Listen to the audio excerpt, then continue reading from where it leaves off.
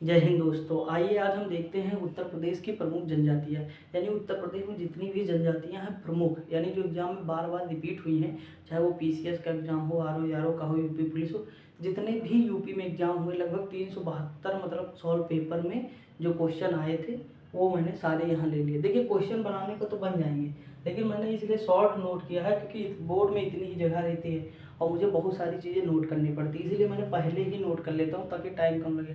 यकीन मानिए 10 मिनट में जो कंटेंट मैं देता हूँ ना, वो चीज़ अलग अलग एक मतलब घंटे पढ़ाते हैं लगभग, लेकिन हम 10 ही मिनट में याद भी कर लेते हैं, उसके रिलेट भी कर लेते। देखिए ट्रिक कोई नहीं रहती, केवल रिलेटिंग मेथड रहता है, वो हम रिलेट कर लेते हैं। ठीक, तो देखिए थोड़ी बहुत आवाज़ होगी तो मैनेज कर लीजिएगा, उसके लिए क्षमा चाहता हूँ, बाकी मतलब कोई दिक्कत नहीं। अब हम शुरुआत करते हैं। देखिए हम उत्तर प्रदेश की प्रमुख जनजातियाँ पढ़ेंगे। आपको पता है कि ये हर जगह आता है, यूपी पीसीएस में भी आएगा, आरओ में भी आता है। ठीक, मतलब यूपी का कोई भी एग्जाम होता है तो वहाँ देखने को जनजातियाँ मिल जाती हैं। अब हम शुरुआत करते हैं। देखिए हम थोड़े फैक्ट जान लेते हैं क्योंकि ये भी एग्जाम में पूछा गया है। देखिए 2011 की जनगणना के अनुसार उत्तर प्रदेश में जो एसटी यानी शेड्यूल ट्राइब यानी जनजातियाँ, उत्तर प्रदेश की जो अनुसूचित जनजाति थी ना, अनुसूचित जनजातियाँ थी वो कितनी थी, तो 0.6%, यानी उत्तर प्रदेश की कुल जनसंख्या का कितना थी, यानी जैसे उत्तर प्रदेश की कुल जनसंख्या 19 करोड़ है, तो 19 करोड़ का 0.6% हम निकालेंगे तो आराम से उत्तर प्रदेश की जो एससी कम्युनिटी है या एसटी है, सॉरी एसटी कम्युनिटी है यानी अनुसूचित जनजाति है, उसके बारे में हमें पता चल जाएगा। तो इतनी है, मतलब प्रतिशत में यही क्वेश्चन पूछा गया है कि कितने परसेंट, तो ये अगला क्वेश्चन पूछा गया है ये 2003 वर्ष 2003 में कितनी जनजातियों को सूचीबद्ध किया गया। देखिए केंद्र करता है, कौन करता है, केंद्र करता है। तो देखिए केंद्र सरकार ने 1967 में 2 जनजातियों को अधिसूचित किया, उसके बाद सूचीबद्ध किया यानी जनजातियां घोषित किया, उसके बाद 10 नई जनजातियों को जो है 2003 में 10 नई जनजातियों को सूचीबद्ध किया। इतना आपको डर, क्योंकि यहाँ से 2 क्वेश्चन बने यही फैक्ट से। कितने क्वेश्चन, 2 क्वेश्चन। देखिए ये एक सन याद रखिएगा, भूलिएगा नहीं, क्योंकि सन पूछा ये भी पूछा है। अगला ये मान लीजिए याद रखिए, ठीक है नहीं कोई दिक्कत नहीं, लेकिन ये याद रखिएगा क्योंकि हम जनजाति के बारे में पढ़ रहे हैं तो हमें ये पता होना चाहिए कि कितने प्रतिशत आबादी उत्तर प्रदेश में जनजातियों की है। ठीक, अब हम याद करने का मेथड देखते हैं। देखिए कोई हमारा अलग सा मेथड नहीं होगा। देखिए ज़्यादातर जनजातियाँ कहाँ होंगी, या तो तराई क्षेत्र में होंगी या तो सोनभद्र वाले इलाके में होंगी, सोनभद्र मिर्जापुर बनारस इस वाली जो बेल्ट ये वाली है उस एरिया में होगी। ठीक, अब देखते हैं, हम याद करते हैं। देखिए थारू जनजाति कहाँ पाई जाती है, देखिए ये उत्तराखंड, यूके प्लस यूपी दोनों जगह पाई जाती है। ठीक, क्यों, क्योंकि उत्तराखंड जो है उत्तर प्रदेश से ही अलग हुआ था, इसीलिए वहाँ भी जनजाति है पाई जाती है। और ये तराई इलाका, अब देखिए हम तराई इलाका समझते हैं। तराई इलाका क्या है, जैसे देखिए ये हमारा हिमालय है, ठीक, इसका जो सबसे निचला पायदान है शिवालिक का, उसके नीचे वाला जो क्षेत्र होता है, जैसे आप जैसे उत्तर प्रदेश की हम बात करें तो नेपाल के नीचे आइए, जो नेपाल से सटे हुए उत्तर प्रदेश के राज्य हैं कौन कौन से हैं, महाराजगंज, पीलीभीत, श्रावस्ती, बहराइच, बलरामपुर, ये सारे जो क्षेत्र हैं वो सारे क्षेत्र किसमें आएंगे, तराई वाले, थारू मतलब तराई वाले क्षेत्र में आएंगे। ठीक, तो तराई वाले क्षेत्र कौन से हैं, बलरामपुर है, श्रावस्ती है, महाराजगंज है, सिद्धार्थनगर है, देवरिया है, देवरिया नहीं अगर महाराजगंज है। ठीक, देवरिया भी पाई जा सकती है, ऐसा नहीं है, तो मतलब ये वाला क्षेत्र हो जाएगा तराई, यानी तराई क्षेत्र में कौन सी जनजाति है, थारू जनजाति है। इसके बारे में मैंने बता दिया, और थारू क्षेत्र आपने बहुत पढ़ा हुआ उत्तर प्रदेश में, आपको पता भी होगा।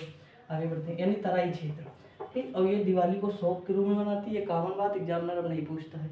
आगे बढ़ते हैं, अगला है बोक्सा जनजाति, इसे हम बोक्सा भी कहते हैं, इसे हम क्या कहते हैं, बोक्सा, कहीं कहीं लिखा रहता है बोक्सा, वही बोक्सा को ही बोक्सा कहते हैं। देखिए ये बिजनौर में पाई जाती है। अब देखिए एक और डाटा देता हूँ, बिजनौर से गंगा नदी जो है उत्तर प्रदेश में प्रवेश कहाँ से करती हैं, तो बिजनौर से करती हैं, यानी बिजनौर जिले से गंगा जी जो है उत्तर प्रदेश में प्रवेश करती हैं। ठीक, ये क्वेश्चन याद रखिएगा। दूसरा है कि बी से बिजनौर, डी से बिजनौर, बी से बुक्सा, बी से बिजनौर, बी से बुक्सा, बी से बिजनौर, बी से बुक्सा, याद हुआ। और थारू वाला तराई वाले क्षेत्र में, थारू वाला जो है तराई वाले क्षेत्र में, और बी से बुक्सा, बी से बिजनौर हो जाएगा। अब देखिए गोंड समूह, उत्तर प्रदेश का सबसे बड़ा जनजातीय समूह कौन सा है, तो गोंड है। कौन सा है, गोंड है। कौन कौन से एरिया में, देखिए गोंड के अंतर्गत कौन सी जनजातियाँ आती हैं, देखिए गोंड है, धुरिया है, नायक है, ओझा है, पटाली है, ओझा है, पठाली है, गोंड, धुरिया, नायक, ओझा, पठाली, गोंड, धुरिया, नायक, ओझा, पठाली। ठीक, हमें इतना याद रखना कि ये उत्तर प्रदेश का सबसे बड़ा जनजातीय समूह है, यूपी का सबसे बड़ा जनजातीय समूह है। क्या है? सबसे बड़ा जनजातीय समूह है। ठीक, समूह है, ये याद रखिएगा। और यूपी में सबसे ज़्यादा जनजाति कौन सी? तो थारू है।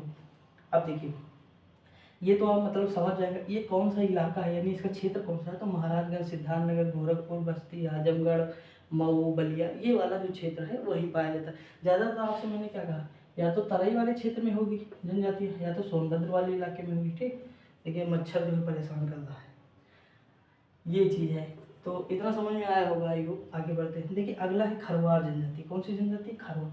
देखिए अब हम देखते हैं यहाँ से। देखिए ये 3 अगर आप याद कर लिए ना तो हमारा काम आसान होगा। अब देखिए जितनी भी जनजातियाँ हैं, खरवार हो, सहेलिया हो, खन्ना, पंखा, पंखा, पनिका, चेरो, भुइया, बुनिया, पठारी, अगरिया, बगरी, बैगा, परहिया। देखिए अगरिया, पहरिया और जो है सहेलिया।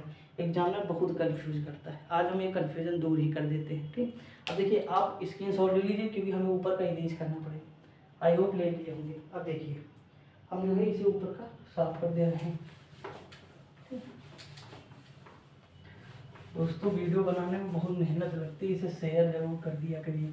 ठीक, अगर पसंद आए मेरी मेहनत तो। देखिए अब यहाँ हम मतलब देखते हैं। देखिए सहेलिया, देखिए हम यूपी का पहले मैप बनाते हैं। ठीक, मान लीजिए इस तरह जो है यूपी का मैप है। ठीक, मान लीजिए कि ये यूपी का मैप है। ठीक, मतलब ज़्यादा चित्र मतलब कोई ज़रूर नहीं है, लेकिन इतना पता तो आपको तो ये तो पता होगा कि ये जो इलाका है ये सोनभद्र वाला है। कौन सा है? सोनभद्र है। ठीक, और भारत का एक लौता राज्य है, मतलब सॉरी जिला है जिसकी सीमा 4 राज्यों से लगती है। मतलब भारत का एक लौता जो है ये क्या है? जिला है यूपी का, जैसे 4 राज्य लगते हैं। कौन सा? एमपी, छत्तीसगढ़, झारखंड और बिहार। ठीक, बिहार, झारखंड, छत्तीसगढ़ और जो है एमपी, ये 4 राज्य। आई होप आपको समझ में आया होगा। आगे बढ़ते हैं। अब देखिए यहाँ तो सोनभद्र हो जाएगा, और ये जो क्षेत्र है ये कौन सा है? तो ललितपुर है। कौन सा है? ललितपुर है। कौन सा क्षेत्र है? देखिए मैं कैसे याद करा रहा हूँ, ये मैं बताने जा रहा हूँ कि हमें 3 तक अगर पता है तो हम सारी ऐसे जनजाति मतलब आएंगे उड़ाते चले जाएंगे पेपर में, कोई टेंशन नहीं, कोई दिक्कत नहीं। ठीक, अब देखिए जो सहेलिया, परहिया और अगरिया है, देखिए सारी जनजातियाँ तो यहाँ अगर एग्जामिनर ने क्वेश्चन बनाया कि खरवार जनजाति कहाँ है, ठीक, तो हम सोनभद्र वाला क्षेत्र ढूंढेंगे, ये वाला, या फिर हम ये वाला क्षेत्र। देखिए इसके लिए हम अलग से लिख दिए बांदा के क्षेत्र में कौन सी जनजाति? तो खरवार जनजाति है। ठीक, ये चीज़ है नोट कर। जैसे राजी जनजाति कहाँ? यूके की है, तड़वी महाराष्ट्र की, अभी बताएंगे। अब देखिए हम ये बताना चाह रहे हैं कि जैसे मान लीजिए सहेलिया है, तो देखिए सहेलिया जनजाति केवल एक ऐसी है जो कहाँ पाई जाती है? ललितपुर में। कौन सी? मतलब ललितपुर में कौन सी जनजाति है? तो सहेलिया।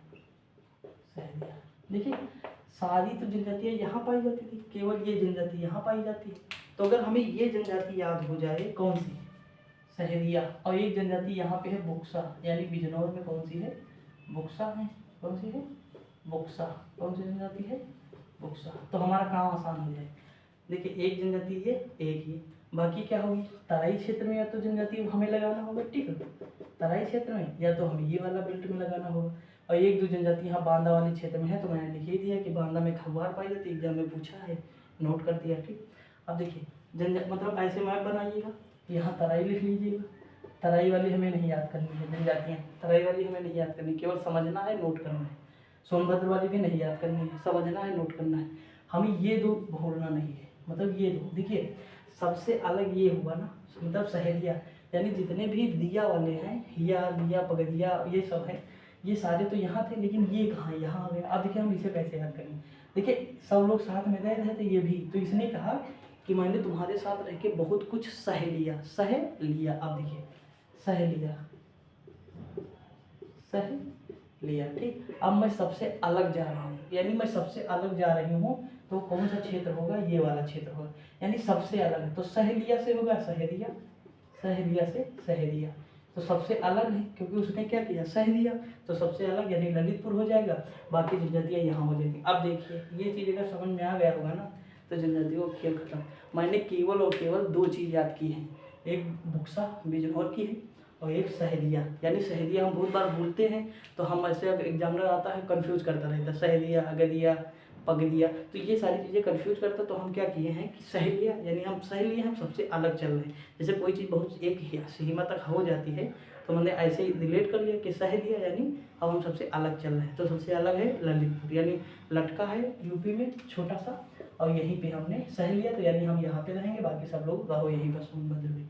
अब देखिए यहाँ तो मैंने बताया था खरवार कौन सा है, सोनभद्र है, ललितपुर। देखिए सहेलिया ललितपुर है, ये इंपॉर्टेंट है, ठीक, याद रखिए। अब देखिए पंखा पनिका सोनभद्र मिर्जापुर, क्योंकि सोनभद्र से ही सटा है मिर्जापुर, फिर बनारस, ये सारा चीज़ यही क्षेत्र है, ठीक। तो इसे कन्फ्यूज ना होइएगा, एग्जाम में एक ही कोई ऑप्शन देगा, यहाँ एक यहाँ का देगा, एक यहाँ का, एक यहाँ का, एक यहाँ का, इस तरह देगा। चेरो जनजाति कहाँ की, ये भी सोनभद्र बनारस की है। मैंने बताया सोनभद्र मिर्जापुर बनारस पास में ही है, ठीक। उसके बाद देखिए बुइया बुनिया सोनभद्र में ही, पटारी सोनभद्र में लगाना, अगरिया सोनभद्र में, बैगा सोनभद्र पहरिया। अब बताइए आप इसमें और इसमें कभी कंफ्यूज होंगे? जैसे आप देखेंगे सहेलिया, यानी सहेलिया हम सबसे अलग चल रहे हैं तो ललितपुर भाग जाएंगे। बाकी सारी जनजाति हमें सोनभद्र लगानी है, तराई वाली मैंने बता ही दी, बुक्सा बिजनौर में, बी से बुक्सा, बी से बिजनौर, और उसके बाद हो जाएगा सहेलिया ललितपुर। बची ही नहीं जनजातियाँ, एक भी नहीं है। अब देखिए एक दो क्वेश्चन थे, जैसे एग्जाम में ये क्वेश्चन पूछा, जैसे राजी जनजाति कहाँ, तो राजी जो है यूके यानी उत्तराखंड की हो जाएगी, और तड़वी जनजाति कहाँ, महाराष्ट्र की। देखिए मैंने एक चीज़ याद की है कि तड़ौवा राष्ट्रीय उद्यान कहाँ का है, तो महाराष्ट्र का है, और उसी से ये तड़वी जनजाति बन जाएगा। तो ये चीज़ है। तो दोस्तों देखिए मैंने जनजातियों का चैप्टर आज खत्म कर दिया, आप जाके क्वेश्चन लगाइएगा, आपके होंगे, यकीन करिए मेरा, ठीक। और बाकी मतलब यूपी के बारे में और भी मतलब वीडियो बनाता रहूँगा। वीडियो पसंद आए तो ज़रूर लाइक शेयर कर दीजिएगा। तो मिलते हैं दूसरी वीडियो में, तब तक के लिए जय हिंद।